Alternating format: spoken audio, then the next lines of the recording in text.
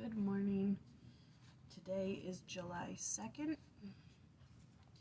We're going to start off with a daily reflection from the Old Testament. Who shall ascend into the hill of the Lord, or who shall stand in his holy place? He that hath clean hands and a pure heart, who hath not lifted up his soul unto vanity, nor sworn deceitfully. Psalm 24, 3-4. The temple is a place of sacred instruction and ordinance work, a place of reverence for everlasting things. To enter worthily is our commission as saints of God. Our desires must be pure and holy as we enter its walls. We must be chaste and clean, striving to keep ourselves unspotted from the world. We must be people of integrity and honest in our dealings. Although we are all less than perfect, the temple is the place to go for those who desire righteousness, spiritual growth, and selfless service. It is the place to go to be taught sacred things, a place of holiness for those striving to become as God would have them become. In the temple, all dress the same. There is no rank or status or prestige. Inside the temple walls, position, power, and possessions are meaningless. To enter the house of the Lord is to stand on holy ground.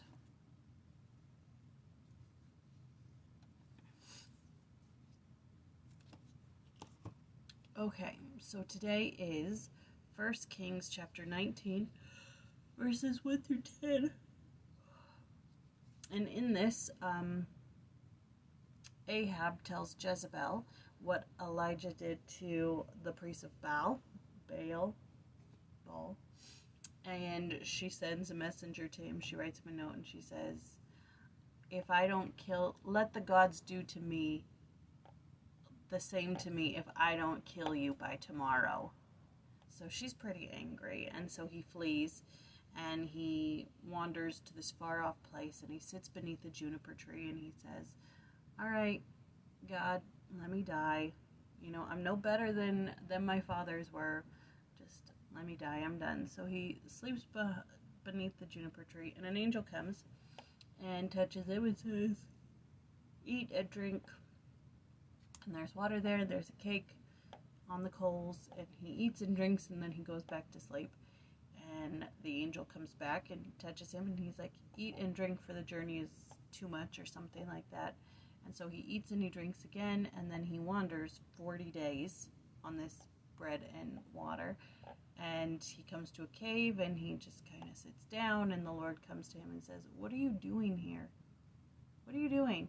And he's like, I give up, okay? Israel has turned against you. They've forsaken your covenants. They've killed the prophets. I give up. And that's where we're at 10.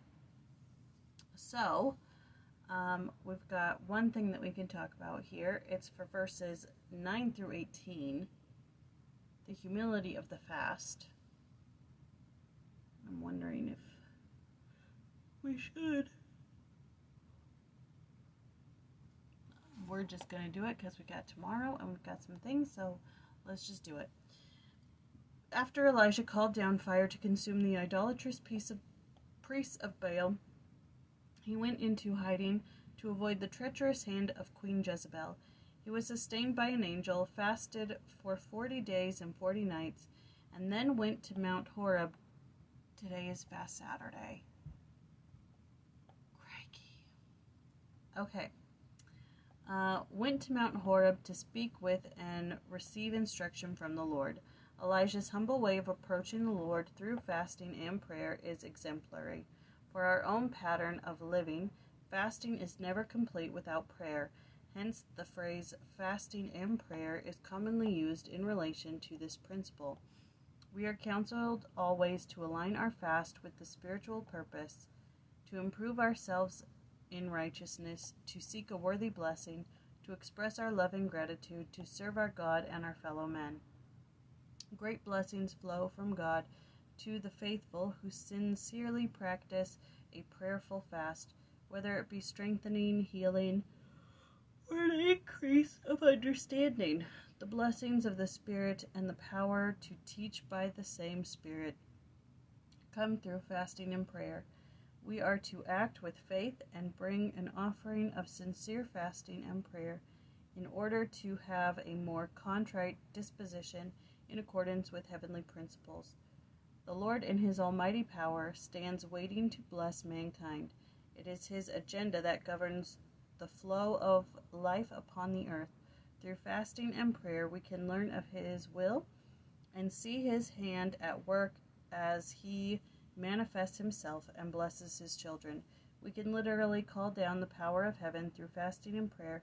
Within our own families, we can testify of the blessings that we have received through fasting and prayer.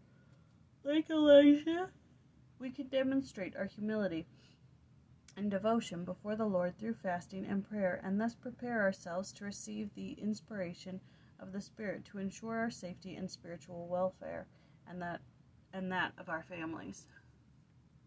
So it was probably really good that I read that, so that I remembered that I'm supposed to fast. We like to do noon to noon, so that when we come home from church we can eat. And it's actually kind of nice to do it that way, because then, you don't have 7 to 7 p.m., you know what I mean? Alright. It is the second. And I'm going to leave you with a prayer from a diary of prayer. This is Gilbert Shaw. My Lord and Master of my life, grant me thy grace and living presence in my soul, that thou mayest draw me into thyself, my mind renewed, transformed grace by grace, into the new and perfect temple of thyself, through suffering cleansed, through suffering made one life with thee, to glorify thy name. Lead thou me forth from out the city of myself, upon the way to be forever one with thee. Give me the measure of thy grace, which is sufficient unto me, at every stage upon the road, that I may know thee as thou art, my love, my all. Alright. That was 1 Kings chapter 19, verses 1 through 10, and we do 11 through 21 tomorrow. I'll see you then.